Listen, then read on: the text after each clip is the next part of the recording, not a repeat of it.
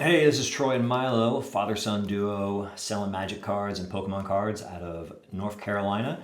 We were at a con this weekend when our Fallout Secret Lairs showed up, and so we didn't have time to do anything with them then, but we thought we would go ahead and open these up and show you what's in them. Yeah, how about we start with Greet the Dog? I like doggos. All right. So I'm going to be opening up the foil versions, and Milo's going to have the non-foil versions. We're going to crack them open and see how they look. Absolutely.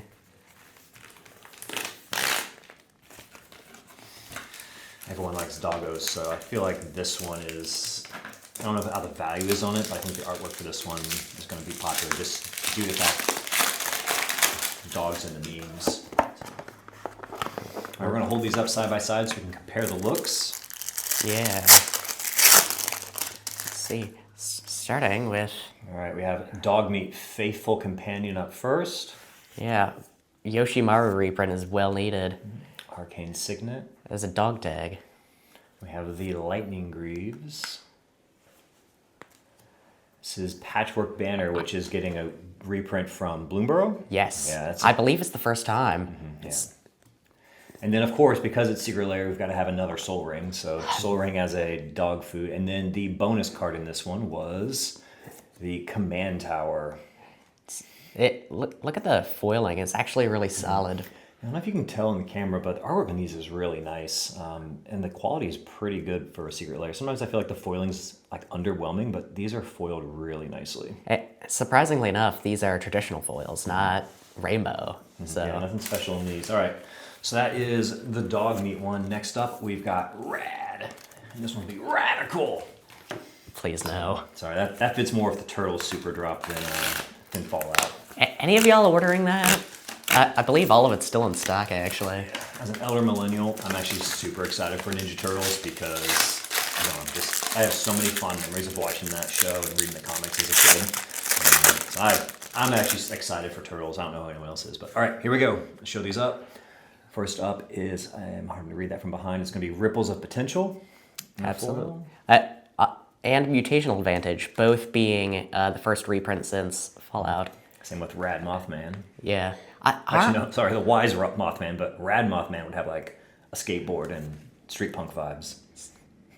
Rollerblades. We got Mind Crank, great reprint, ton of value in that card. My goodness, I remember running Mind Crank in my Brewvac deck. And Mesmeric Orb as Mothman Egg. And lastly, the bonus card is the Academy Manufacturer, or no, sorry, the Mirelurk Hatchling, Yeah. which is Ruin Crab. Yes, Ruin Crab. Gotta love yourself some mill. I'll show these all off again together. Yeah, really nifty looking. I really like that Mothman. I think he's really good just to replace the base commander that comes in the pre-con. Beautiful card. Next up, here we go. Next up is Welcome to New Vegas. If you just finished watching season 2 of Fallout, you know we've gone back to New Vegas. Spoiler alert!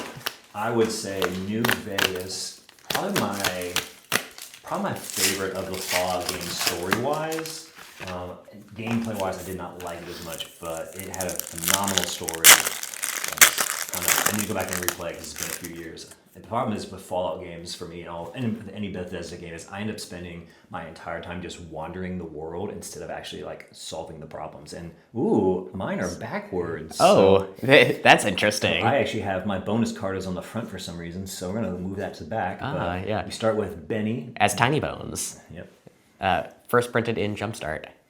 We got Joshua, Burning Man.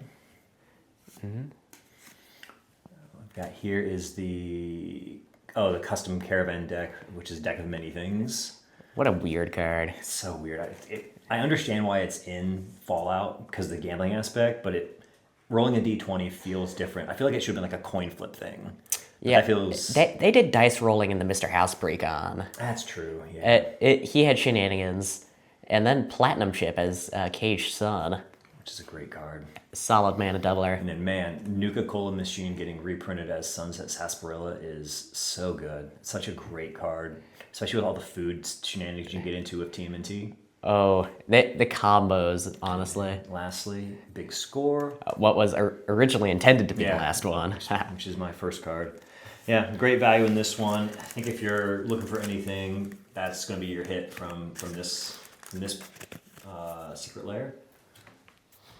Artwork on these is absolutely incredible as well. I think that they just did a really good job on the print quality. I think the look of them is really good. And last but not least, we have, for me, I'm going to be opening the traditional foil of the Beyond Vault 33, which is the one that, the Secret Lair that has a couple mechanically unique cards in Lucy, Maximus, and the Ghoul.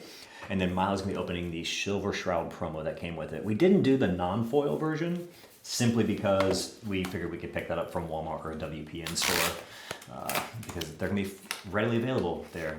Because Yeah, they're on Amazon too, if I remember correctly. yeah, pretty. Absolutely wild.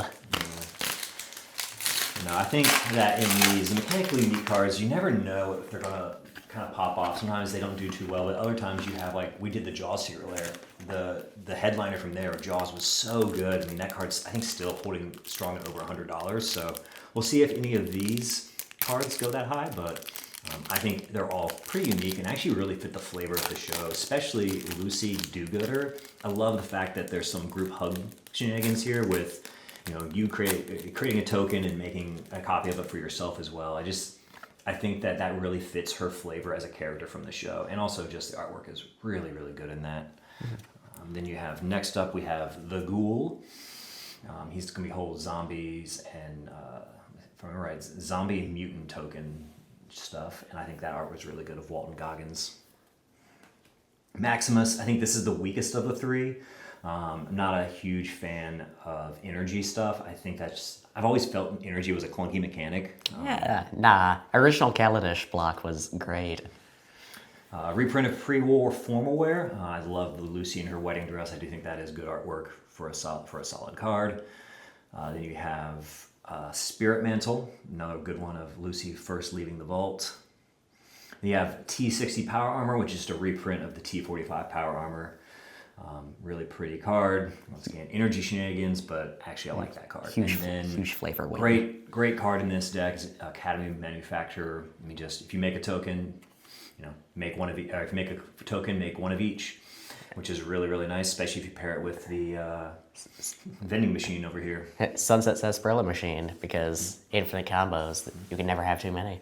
Last but not least, we have a Silver Shroud costume, which was first reprint since Fallout. Well needed one. Honestly, it's solid protection and colorless, and a good Voltron piece.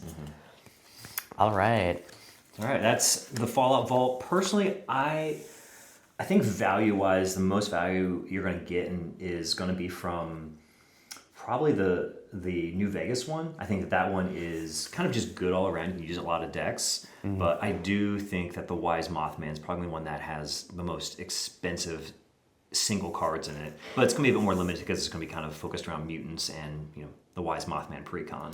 It's also really heavy on reprints from the original Fallout set. True, yeah. I was a little disappointed they didn't have like a bonus chase card in this. I think that was kind of, a little lazy of them, but I think if you like Fallout, if you like Secret Lair drops, if you like Magic, I think this is actually a pretty good Precon.